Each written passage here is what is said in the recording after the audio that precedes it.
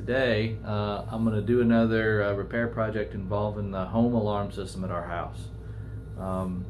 This came up a few weeks ago. What happened was while we were gone, the alarm went off.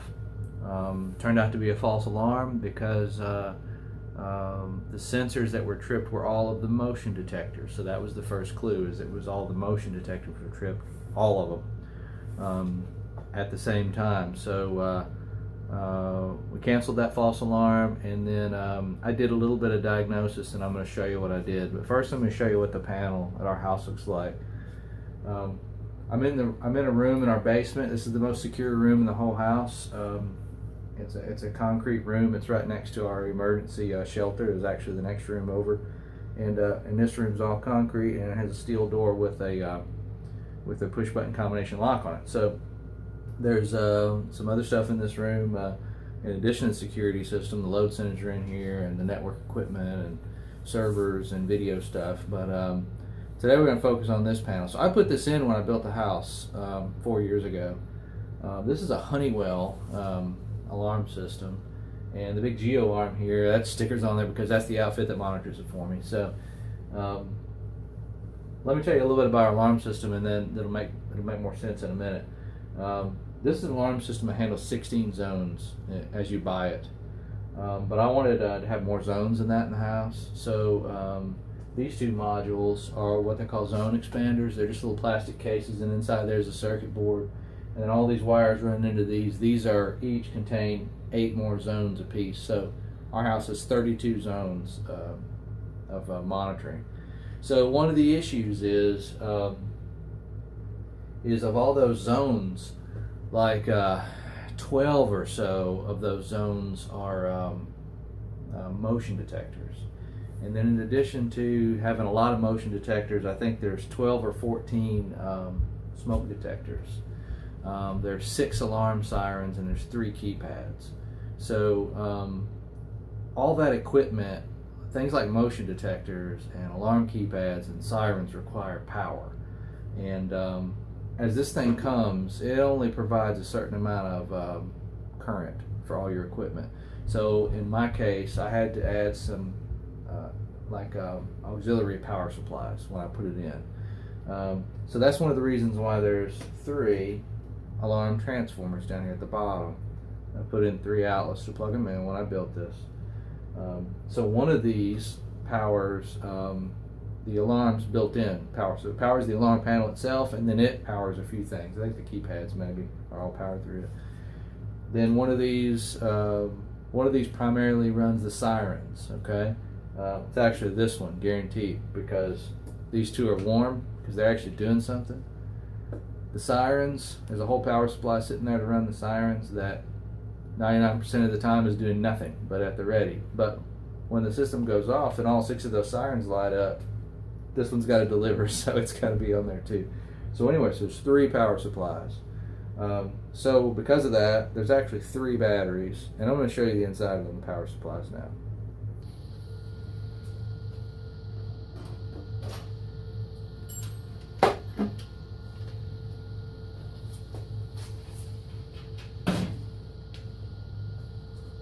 So this is the inside of the alarm panel itself.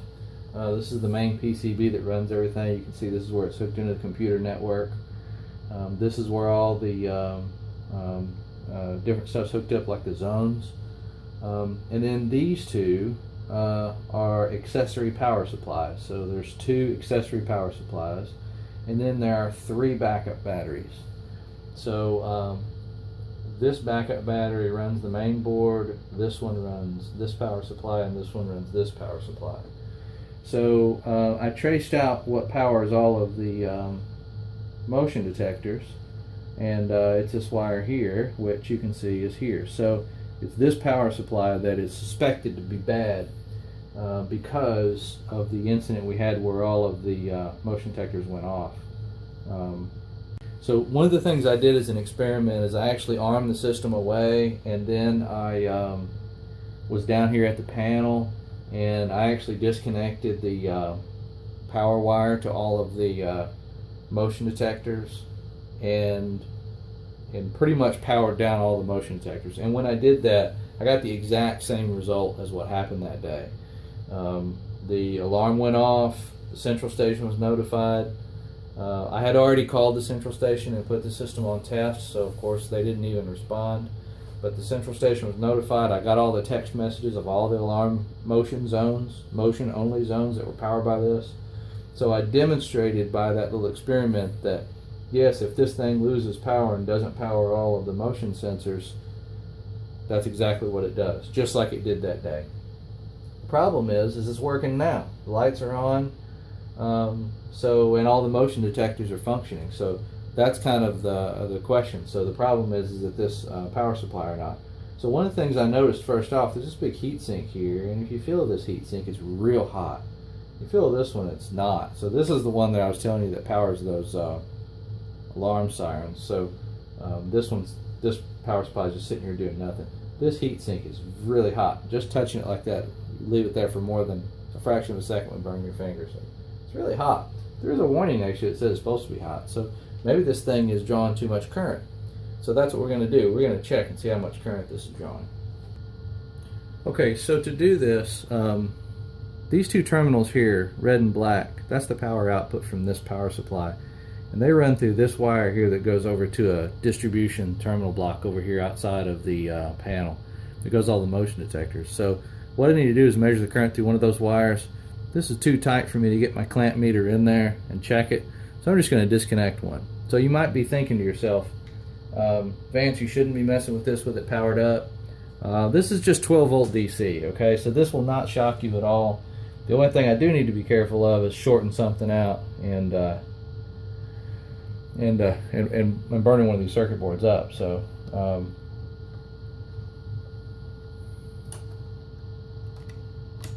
I'm just gonna disconnect that wire just like that, and then I'm just gonna take a jumper. I'm just gonna tighten the screw back down so it'll make a good connection.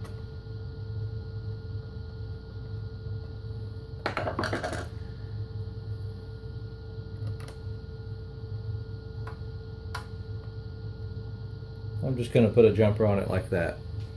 So all that did was it hooked it up. It's running exactly the way it was, except now I got all this wire to work with.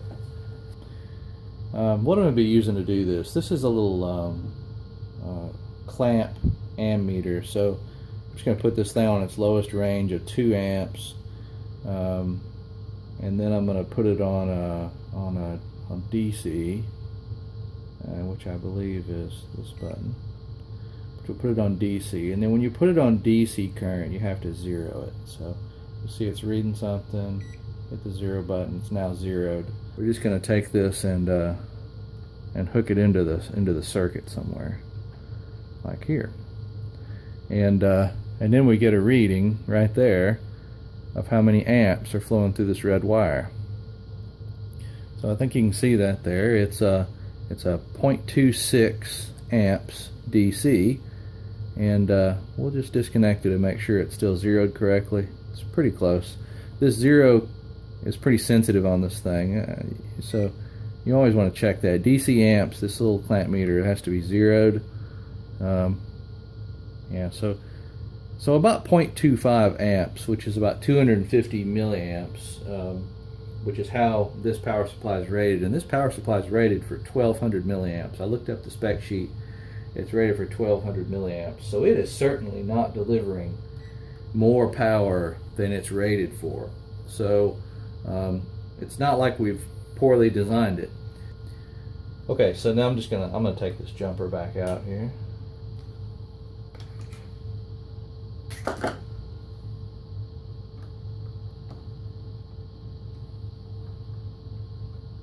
And restore this to how it was wired before.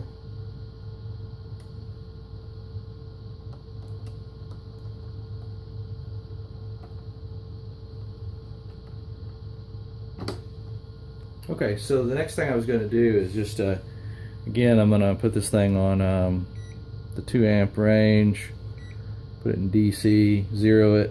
So I'm just going to take a look at how much current is flowing into each of these batteries. So got about 35 milliamps flowing into that battery. 580 milliamps flowing into that battery. And 90 milliamps flowing into that battery. So when I say flowing into that battery, this thing is powered up by AC power right now. So the battery is not powering. None of these batteries are powering anything. And since they're not powering anything, what it is that's a measure of how much current's flowing into the battery, charging it. So all three of these units is designed to work with a battery, a 12-volt battery just like that, and to charge it while it's powered, and then to use it while the power is lost.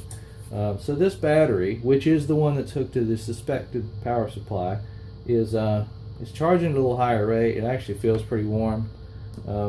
So now that could mean a few things, but it does look like it's a lot of this power output from this power supply is going to charge this battery, is what I'm thinking. So let's make another check on voltage. The next thing we're going to do is check out the voltage. So here's our multimeter. So this is a clamp meter, but it's also a regular digital multimeter. So I've inserted my leads down here on the bottom, like you can see, and then I'm just going to put this on volts. And you notice on the screen it says AC. So we want to look at DC. So we're gonna switch that to DC.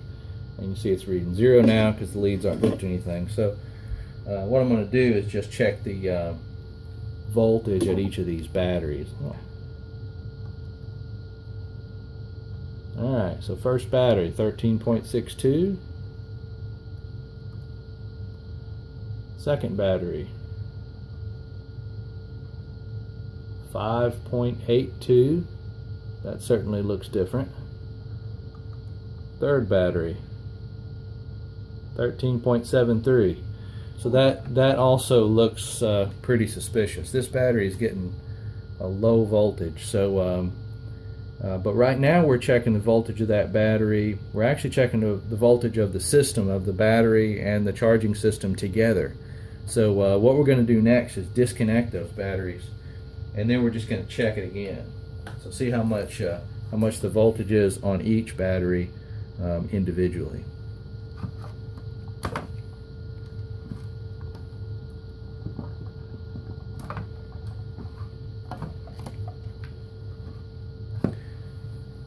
Alright, so you notice I only disconnected one lead there, right? Because you actually don't have to disconnect both of them to take it out of the circuit.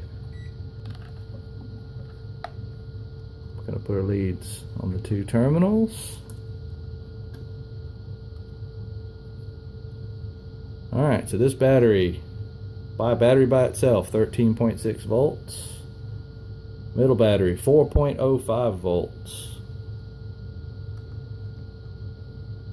And the battery on the right, 13.7 volts. I don't know if you can see that there. Okay, so disconnected batteries. Looks like the batteries may be bad. This battery is only putting out 4 volts, supposed to put out 13. At least these two are doing 13. This thing is not being subjected to more current than it's rated for, even though this thing feels pretty hot. Maybe it's hot because it's having this battery sucking it down. So at this point in time, it's really hard to be sure whether or not this power supply is bad right here or this battery's bad, but one of them is. So I did some reading, and what I found is that you're supposed to replace these batteries every 3 to 5 years. So really, this has been 4 years. It's probably time to replace these batteries. So the approach I'm going to take is going to be to replace those batteries and then let it go for a while, and let's see if I get the same message again. So I've definitely got some evidence that there's a problem. So this battery's probably just bad. This battery's having to work a lot. This power supply's having to work a lot to power all those motion detectors. So what I'm going to do is I went ahead and ordered 3 new batteries. So I'm going to replace all 3 of them because, again, you're supposed to replace them every 3 to 5 years anyway, and it's been 4. So I'm going to replace them. Okay, so I'm going to just do these one at a time. If you order replacements, be sure you get the right dimensional size, same amp hour rating, voltage, in the same quick connect size for your replacement. I got my replacements on Amazon.com, which, you know, where you can buy pretty much anything.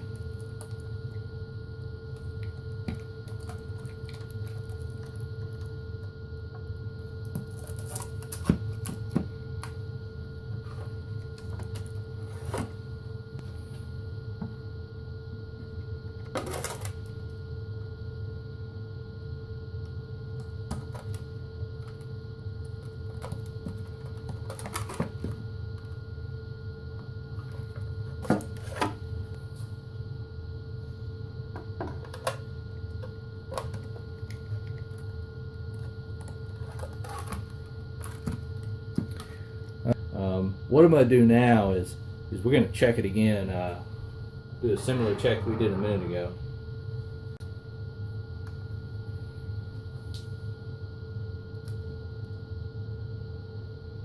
So 13.5, that's kind of what we saw earlier on the other battery. 12.99, 13, and 12.99. So we're definitely looking better than we did before, right? Because the middle battery was reading exceptionally low. So then I'm just gonna again, let's